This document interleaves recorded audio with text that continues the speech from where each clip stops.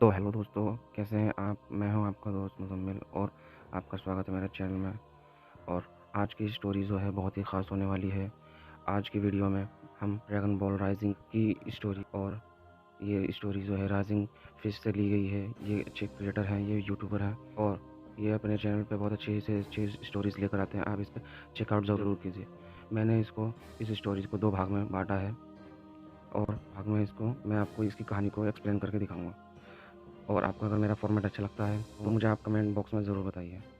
मैं best video के लिए यही रिकमेंड करूँगा कि आप इसे पूरी वीडियो देखिए और आपको मेरी वीडियो अच्छी लगे तो मेरी वीडियो को शेयर ज़रूर कीजिएगा और मेरे चैनल को सब्सक्राइब भी ज़रूर कर लीजिएगा। अगर आपने मेरे चैनल को सब्सक्राइब नहीं किया है तो आप मेरे चैनल को भी सब्सक्राइब ज़रूर कर लीजिए। चलिए दोस्तों, इस एपिक स्टोरी को शुरू से शुरू करते हैं। हमारी मांगा की शुरुआत होती है जब एंड्रॉयड 16 को सेल ने मार दिया था। गोहान एंड्रॉयड 16 के सिग्नेचर को समझ गया था और सेल ने एंड्रॉयड 16 को कितने आराम से मार दिया था। और सेल कहता है कि तुम ये एक और फाइटर था जिसे तुम बचा सकते थे और तुम जल्दी से गुस्सा नहीं होते हो तो मैं तुम्हारे सारे के सारे दोस्तों को मार दूंगा।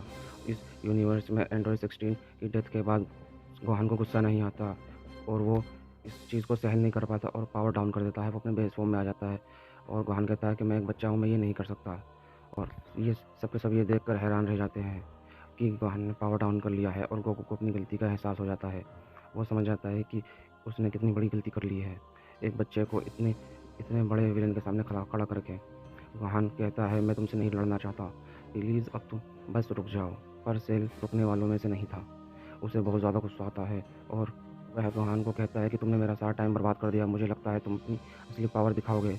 इसके बाद सेल जूनियर्स को ऑर्डर देता है कि तुम्हारा काम वहाँ पे हो गया हो, तुम यहाँ पे आओ। तो वो सेल जूनियर्स को बुलाता है और कहता है कि मैं तुम्हें एक नया टारगेट देता हूँ और तुम इस बच्चे को मार दो।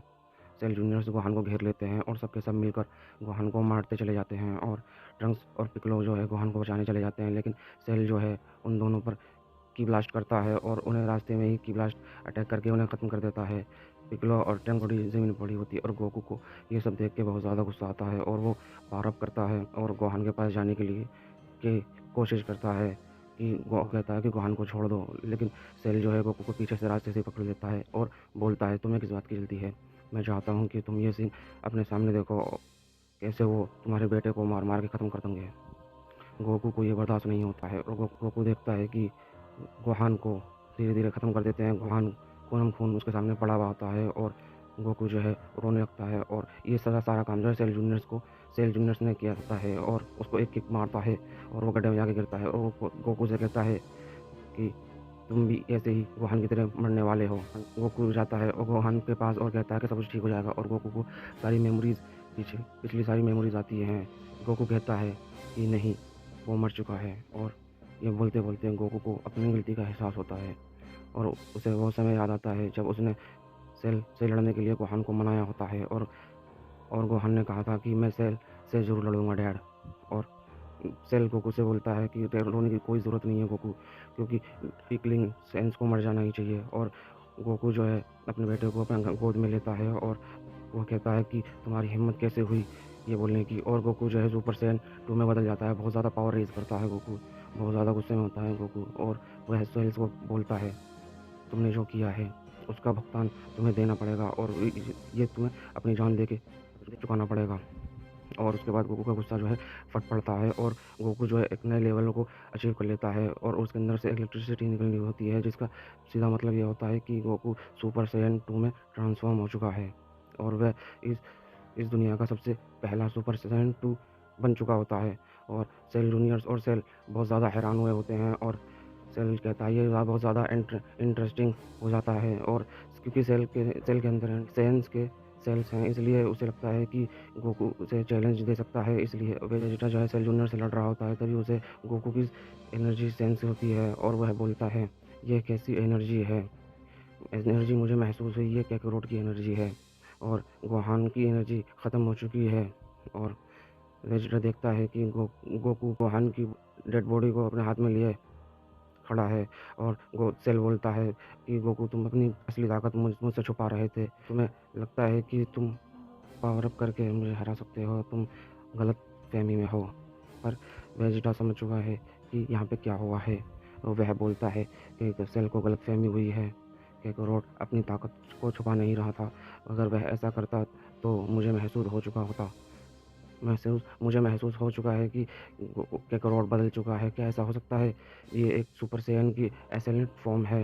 ये सुपर सैयन 2 की फॉर्म है और मिस्टर सैटर्न के पास टेलीपोर्ट हो जाता है और मिस्टर सैटर्न के पास उसे रख देता है और सेल कहता है कि उस कचरे को हटाने के लिए थैंक्स। और गोकू को अपनी गलती का एहसास होता है और उसे महसूस होता है कि गोहान उसके पीछे खड़ा है और वह उससे कह रहा है कि डैड, आपने मुझे क्यों नहीं बचाया? आप बस वहाँ पर खड़े हुए देख रहे थे। आप बस देख रहे थे मुझे मरते हुए। आप ऐसा कैसे कर सकते हैं? सेल गोकू से कहता है कि गोकू, क्या तुम्हें मैंने मैंने तुम्हारी कोई दुखती रक्त दबा दी? और गोकू का गुस्से का पारा जो है फट पड़ता है और वो सब जगह एनर्जी ब्लास्ट करने लगता है। सेल और वेजिटा गोकू की ताकत को देखकर बहुत ज़्यादा हैरान हो चुके होते हैं। गोकू के अंदर से बहुत ज़्यादा की ब्लास्ट निकलता है और इलेक्ट्रिसिटी निकलती है।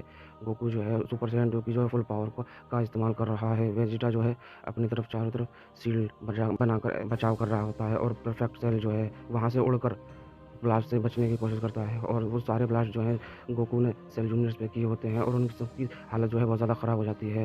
और गोकू कहता है, सेल, तुमने ये बहुत गलत करा, अब मैं ये कचरा साफ़ करूँगा। इसके बाद जो है एक-एक करके सेल जूनियर्स को मारना शुरू कर देता है। सेल ये देख के बहुत ज़्यादा हैरान होता है क्योंकि अभी तक कोई भी सेल जूनियर्स का सामना नहीं कर पा रहा था और गोकू ने एक ही झटके में सेल जूनियर्स को ख़त्म करना शुरू कर दिया था। और वेजिटा भी ये देख के बहुत ज़्यादा हैरान हो जाता है और सेल जो है वापस उड़कर ज़मीन पे आ जाता है और वेजिटा बोलता है, ये तो बहुत अजीब बात है। हम लोग इन सबको मारने की बहुत ज़्यादा कोशिश कर रहे थे और कैकारोट ने बस एक ही झटके में इन सबको ख़त्म कर दिया। सेल जो है गोकू से बोलता है, ये बुरा नहीं था और तुम्हें मुझे मारने की और बेहतर करना पड़ेगा। और तभी हम देखते हैं कि सेल सेल के चेहरे का जो एक्सप्रेशन है बदल जाता है और गोकू जो है सेल के पास जाके अचानक से घुसा मारता है जिससे और उसे उसके सर पे एक ऐसी खिंचा के लात मारता है कि उससे सेल की जान निकल जाती है और गोकू ने सेल से सारे के सारे सेंजूबेन्स जो है छीन लिए होते हैं और उसके बाद जो है गोकू उससे सेंजूबिन जो है छीन लेता है और सेल जो है बहुत ज़्यादा डैमेज हो चुका होता है। वह सोचता है कि ऐसे कैसे हो सकता है? उसने तो बस 2 बार ही मुझ पर अटैक करा है और मेरी हालत जो है बहुत ज़्यादा ख़राब हो चुकी है और क्या मैं अपने आप को भी नहीं बचा सकता?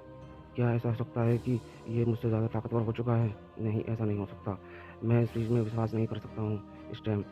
और सेल अपने मन में सोचता है कि अच्छा गोकू, पर एक लड़ाई को जीतने के लिए ताकत और स्पीड की से भी ज़्यादा चाहिए होता है और गोकू बहुत ज़्यादा गुस्से में हो जाता है और सेल गोकू से बोलता है, गोकू, तुम्हारी ताकत बहुत ज़्यादा इंटरेस्टिंग है, पर मेरे ख़्याल से तुम्हारी बहुत बड़ी गलती थी कि तुमने अपने बेटे को मरने दिया और तुम अपनी इस ताकत को पहले भी दिखा सकते थे। सेल ये सब गोकू को गुस्सा दिलाने के लिए कर रहा था, लेकिन फिर गोकू जो है सेल पे अटैक कर देता है और सेल जो है गोकू के अटैक को डॉज करना शुरू कर देता है और गोकू जो है यहाँ पे कंसंट्रेट नहीं कर पा रहा था। सेल अपने मन में सोचता है, जैसा कि मैंने सोचा था, गोकू की ताकत और स्पीड दोनों ही मुझसे ज़्यादा बढ़ गई है, लेकिन वेजिटा एक बहुत ही इंपॉर्टेंट चीज़ महसूस करता है। वह महसूस करता है कि गोकू ने अपना पूरा कंट्रोल जो है खो चुका है और सेल जो है इस पर कभी भी अटैक कर सकता है। और गोकू और सेल दोनों सामने खड़े होते हैं, तभी सेल जो है हाथ ओपन करता है और दो चट्टानों के बीच में फँसा देता है और सेल बोलता है कि तुम्हारे पास इतनी ज़्यादा ताकत थी, पर तुम कंसंट्रेट नहीं कर पा रहे थे और तुम्हारी हालत तो ये होनी ही थी। अब अब तुम अब तुम्हें पता चलेगा मेरी पूरी ताकत का, अब तुम मरोगे, अब मरो। और सेल जो है बहुत ही बड़ा कामेहामेहा अटैक कर देता है उस दोनों चट्टानों के बीच में और सेल कहता है कि मैंने आखिर कर ही दिया। और जल्दी ही सेल को पता चलता है कि गोकू को कुछ नहीं हुआ है और गोकू बोलता है, अगर ये तुम्हारी पूरी ताकत है तो तुम बहुत ही जल्दी मरने वाले हो। और तभी फूफू और सेल की फाइट चल रही होती है और तभी ट्रंक्स को होश आता है। ट्रंक्स खुद से बोलता है कि मेरी पूरी बॉडी में दर्द हो रहा है, सेल ने मेरे साथ ये किया है। तभी तभी पिग्गलो उसे अनकॉन्शियस दिखता है, बेहोश दिखता है। तभी तभी उसे याद आता है कि वो दोनों गोहान को बचाने के लिए जाते हैं, तभी सेल ने उन पर अटैक किया था। वह बोलता है कि पिग्गलो अनकॉन्शियस है लेकिन अभी ज़िंदा है। ट्रंक्स ये भी समझ जाता है कि सारे के सारे सेल जूनियर्स जो हैं मारे जा चुके हैं क्योंकि वह किसी भी सेल जूनियर्स की ताकत को महसूस नहीं कर पा रहा होता है। वह बोलता है कि मैं और टाइम वेस्ट नहीं कर सकता, मुझे जल्दी गोहान के पास जाना चाहिए। और तभी गोकू की एनर्जी महसूस होती है और ट्रंक्स कहता है कि ये इतनी बड़ी ताकत मुझे कहाँ से महसूस हो रही है। तभी उसे दिखता है गोकू कि ये तो गोकू है। गोकू के अंदर से इतनी वॉयलेंट की क्यों नज़र आ रही है? आखिर गोकू के साथ क्या हुआ है? गोकू ट्रंक्स को देख लेता है और गोकू ट्रंक्स के पास सेंजू बीन्स फेंक के और कहता है कि तुम मेरे रास्ते के सामने मत आना। ट्रंक्स बोलता है ठीक है। तभी परफेक्ट सेल भी खड़ा हो जाता है और वह बोलता है मैं इन कीड़े मकोड़ों को अपने साथ नहीं कर सकने दे सकता। और तभी गोकू सेल के पास आ जाता है और वह बोलता है सेल मेरे से नज़र हटाकर बहुत बड़ी गलती करी है। गोकू सेल को बहुत बेहतरीन पंच मारता है सेल को और वो और ट्रंक्स जो है एक सेंजू बीन्स खा लेता है और उसे कहता है कि सेंजू बीन्स की ताकत से मैं हमेशा हैरान रह जाता हूँ। तभी वेजिटा ट्रंक्स के पास आता है, वेजिटा के पास आता है और ट्रंक्स वेजिटा से कहता है क्या डैड आप क्या ठीक हैं और गोहान कहाँ है और सेल और जूनियर सेल्स की ताकत को मुझे महसूस क्यों नहीं हो रही है। और वेजिटा कहता है कि मैं ठीक हूँ और वेजिटा पिकलो की बॉडी को उठाता है और ट्रंक्स कहता है वे डैड संभाल के, उसकी हालत बहुत ज़्यादा ख़राब है। वेजिटा बोलता है ये तुम्हारे लिए सही समय है यहाँ से जाने का और इस नेमेकियन और अर्थ वीकलिंग को भी ले जाओ अपने साथ। ट्रंक्स पिकलो को सेंस बीन्स देता है और पिकलो होश में आ जाता है। ट्रंक्स पिकलो से कहता है पिकलो संभाल के, तुम्हारी हालत बहुत ज़्यादा ख़राब हो गई है। और पिकलो वेजिटा से गुस्से में पूछता है कि तुम मुझे बताओ कि गोहान कहाँ पर है, मुझे इसका जवाब अभी चाहिए। वेजिटा बोलता है कि गोहान मारा जा चुका है। ये सुन के पिक्कोलो और ट्रंक्स बहुत ज़्यादा हैरान हो जाते हैं। तभी सारे ज़ी वॉरियर्स जो है गोहान की बॉडी के पास आ चुके होते हैं और पिक्कोलो गोहान की बॉडी के पास आके रोने लगता है, गोहान मुझे माफ़ करना, मैं तुम्हें बचा नहीं पाया, मैं ताकतवर नहीं था, अब मैं तुम्हें बचा नहीं पाया। पिक्कोलो बहुत बुरी तरह से रो रहा होता है और कहता है गोकू तुम अब खुश होगे क्योंकि अब तुम्हारा बेटा मारा जा चुका है। ट्रंक्स पिक्कोलो से बोलता है मैं जानता हूँ कि तुम्हें इस टाइम बहुत ज़्यादा बुरा लग रहा है, लेकिन हम गोहान को ड्रैगन बॉल से वापस ला सकते हैं। और ये सब वैसे भी गोकू और पिक्कोलो पूछता है क्या हुआ गोकू को, और ट्रंक बताता है कि गोकू बहुत ज़्यादा ताकतवर हो चुका है। और पिक्कोलो ट्रंक से कहता है कि अगर तुम्हें लगता है कि अगर ये लड़ाई ताकत से जीती जा सकती है तो तुम बहुत बड़े बेवकूफ़ हो। ऐसी ताकत का क्या फ़ायदा कि तुम्हारे डिसीज़न की वजह से तुम्हारा बेटा ही मारा जाए। मैं अपना ट्रस्ट और फेथ एक ऐसे इंसान के साथ नहीं रह सकता। ये सुनते-सुनते वेजिटा को बहुत ज़्यादा गुस्सा आने लग जाता है और वह बोलता है कि ये इमोशन बातें बहुत हो गई और ये ऐसे इमोशन की बैटलफ़ील्ड में कोई जगह नहीं होती। तुम सारे तुम सारे बाकी कमज़ोरों को लेके यहाँ से चले जाओ। ट्रंक्स बोलता है पिक्कोलो से चलिए कि मेरे डैड सही कह रहे हैं, हम चलते हैं। हमें सबको इकट्ठा करके लुकआउट पे चलना चाहिए। और ट्रंक्स और पिक्कोलो जो है वहाँ से चले जाते हैं और मिस्टर सैटर्न को वहीं पे छोड़ जाते हैं। और वेजिटा एकदम से खड़ा होता है और बोलता है काकारोट तुमने अभी तक सेल को ख़त्म क्यों नहीं किया। और दोस्तों यहाँ पे हमारा पार्ट 1 जो है कंप्लीट होता है और मैं फ़िलहाल दोस्तों यहीं पे वीडियो को एंड करते हैं। तो मुझे कमेंट बॉक्स में ज़रूर बताइए कि आपको ये स्टोरी कैसी लगी और अगर आपको ये स्टोरी अच्छी लगी हो तो आप मेरे वीडियो को लाइक कर दीजिए, चैनल को सब्सक्राइब कर दीजिए। और चलिए दोस्तों मिलता हूँ आपको मैं नेक्स्ट वीडियो के साथ। चलिए बाय दोस्तों।